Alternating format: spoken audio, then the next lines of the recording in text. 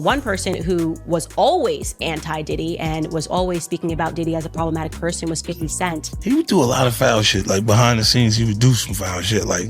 But I also didn't participate. I also didn't go to those parties. Yeah. Puffy was playing with your booty in Miami. Literally just leaving the federal courthouse. Lots happened today. The big thing is there is still no jury.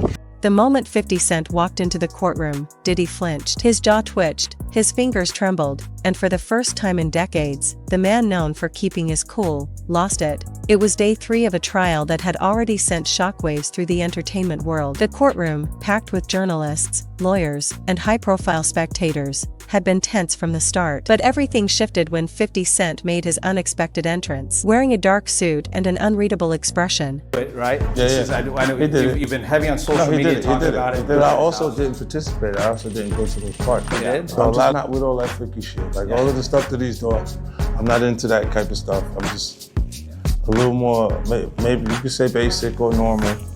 And I'm the only one who's been vocal about this long before it actually. Oh, you've been saying this for a long time now. And then no one was, they're just, why is he saying this? And now it's coming out like crazy. Now, Fifth, when you continuously call Puff gay, does that affect your relationships in Hollywood? I don't call him gay. I said things, he doesn't even know what he's saying is like fruity. You know what I'm saying? Like, he said something fabulous and he goes, but me and you, we ain't party. Like, we need to party. What is he talking about? Instant is going off. When people say that to me, I get a little uncomfortable. The rapper and mogul silently took his seat at the back. Cameras weren't allowed, but gasps rippled through the room, and all eyes turned to Diddy. For a man who's mastered the art of control for over 30 years, this moment marked a stunning departure from the image he'd so carefully curated. Known for calm press conferences, flashy award shows, and polished interviews, Diddy had built a brand on confidence, charm, and flawless composure. His every move had been managed by an elite team of publicists, stylists, and strategists, 12 of them, to be exact, working around the clock to maintain the illusion. But behind the designer suits and motivational mantras, whispers of another persona had followed him for years. Former assistants, industry insiders, and ex-lovers had spoken of a man very different from the one we saw on camera, someone explosive, manipulative, and at times, frightening. Still, no one dared speak too loudly. Diddy wasn't just a rapper or producer, he was a kingmaker. Careers were made or broken by his approval. That kind of power doesn't just command loyalty, it breeds silence. Until now, in recent months, cracks had begun to show. Diddy was seen snapping at fans. He delivered a strange, white-knuckled press conference where he appeared disoriented. Longtime collaborators began backing away. Then came the lawsuit, and everything changed. Cassie, the former bad boy artist and Diddy's ex-girlfriend, filed a bombshell civil suit, alleging years of abuse, coercion, and manipulation. The details were shocking, but what followed in court would redefine the legacy of one of hip-hop's most powerful men. Day 3 of the trial began like any other, until Diddy began unraveling before the judge's eyes. Witness after witness took the stand. Each account chipped away at his defense. Diddy grew visibly agitated. Announced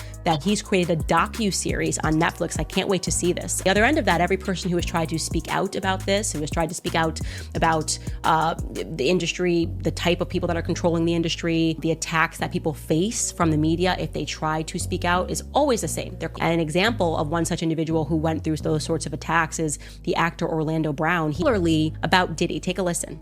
The requirement is you gotta say no to Diddy. If it's new booty in the building, you know he gonna get it.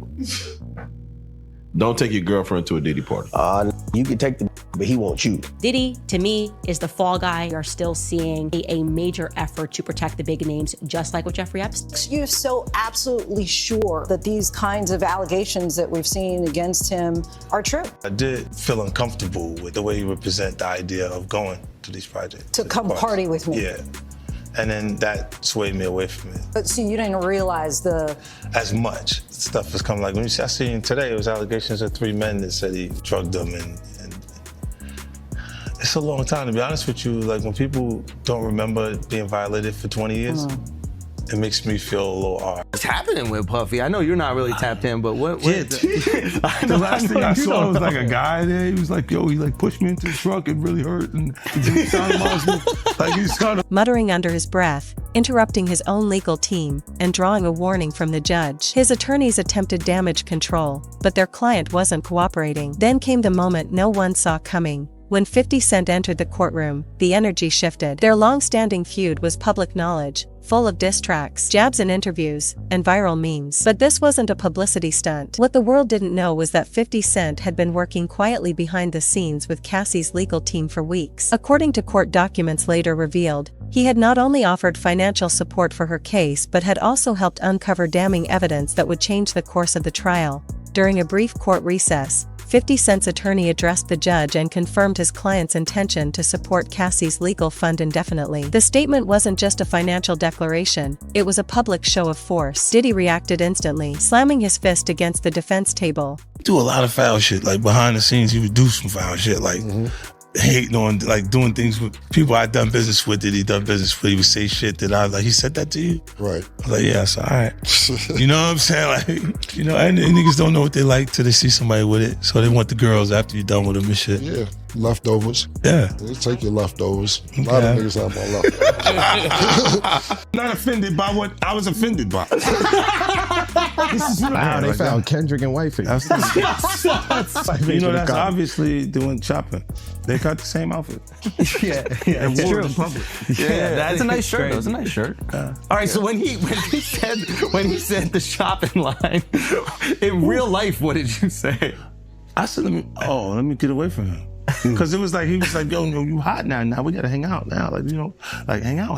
Yeah. He said, I don't know, maybe I'll take you shopping and I get you some fly shit and you can give me the hood shit. And I was looking and I was like, let me just move away from him because I'm gonna mess up the wedding. I always say to myself, like, it was someone's wedding? It was Chris Lighty's wedding. It was in Miami. Nori's there. Nori knows this because I looked at him like. He stood up and shouted at 50 across the courtroom. The judge called for order. Security moved in, and everyone watching knew the mask had finally slipped. But the worst was yet to come. Later that day, prosecutors introduced a piece of evidence known simply as Item 47B. The courtroom fell silent as the footage began to play. It was taken from a surveillance camera inside Diddy's Miami home, dated 2018. The grainy black and white clip showed Diddy and Cassie in what began as a heated argument. Seconds later, the argument escalated. The footage captured Diddy violently shaking her, then shoving her to the floor. She appeared dazed, attempting to get up. Diddy raised his hand again, before walking out of frame. Gasps filled the room. Several jurors covered their mouths. And then Diddy exploded. He leapt to his feet, shouting that the video was fake, manipulated, and out of context. But the problem wasn't just the video.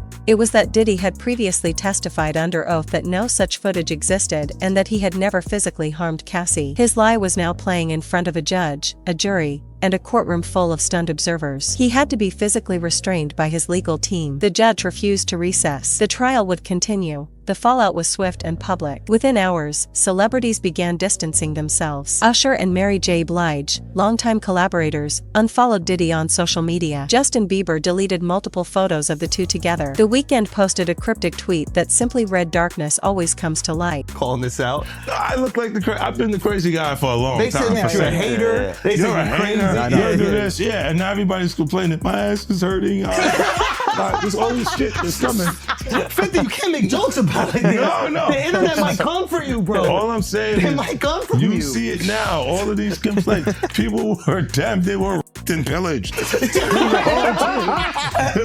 what was going on, right? And what do I get for I went through years of a hater. You're a hater. You want this and that. I'm just watching. Like, I look at things and go, when you see the new lawsuit coming with Jay, the part with Jay, I go, oh shoot, like.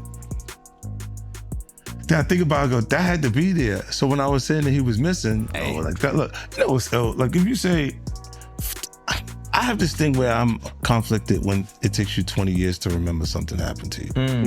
Lizzo followed with a post saying, "We believe survivors." Even Cardi B and Drake, once photographed at Diddy's parties, began liking and sharing posts of support for Cassie. But perhaps the most deafening silence came from Beyoncé and Jay-Z, longtime industry friends, who offered no public comment and reportedly refused to take Diddy's calls. In an industry that once revolved around his presence, Diddy found himself increasingly isolated. Cassie, meanwhile, returned to the stand. She described in painful detail how Diddy threatened to destroy her career if she ever left. She spoke about being locked in a room for nearly 2 days without food or access to her phone. Throughout her testimony, Diddy sat hunched over, rocking slightly, whispering to himself. When she recalled the night of the video, and how she feared she might not survive, Diddy suddenly screamed, "That's all lies." He pointed at 50 Cent and shouted, "This is all his fault." Security moved in once again. The judge, visibly furious, threatened to hold him in contempt, but Cassie never wavered. She remained composed, her voice steady. Her lawyer nodded as she continued. Her strength in that moment became the emotional center of the trial,